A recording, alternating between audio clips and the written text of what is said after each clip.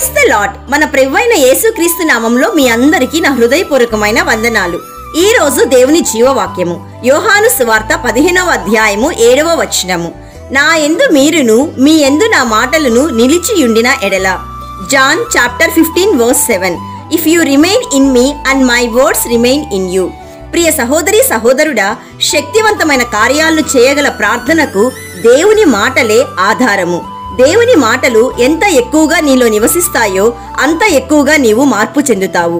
ఫలితంగా నీవు ప్రార్థించే క్రైస్తవుడిగా, నీవు ప్రార్థించే క్రైస్తవురాలిగా తయారవుతావు. దేవుని వాక్యం ద్వారాను దేవుని ఆత్మ ద్వారాను విశ్వాసం నిర్మించబడుతుంది.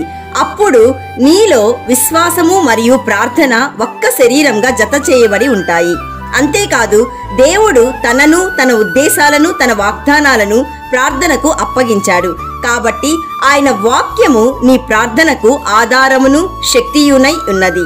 So my dear friend, remain in fellowship with Christ so that when he returns you will be full of courage and not shrink back from him in shame.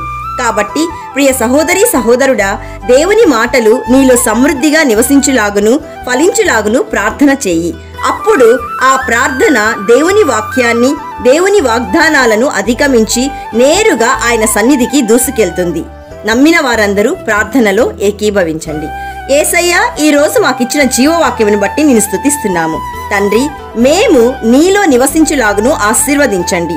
యేసయ్య, ఈ రోజు జీవవాక్యం వింటున్న ప్రతి ఒక్కరూ, వారి కుటుంబాలు, ఉద్యోగం, వ్యాపారం, పరిచర్య, వారి చేతి పనులు నీలో ఫలించుటకు కృప దయచేయమని నిజమైన ద్రాక్షవల్లి అయిన యేసయ్య నామంలో అడుగుచున్నాము తండ్రి. ఆమెన్. God bless you.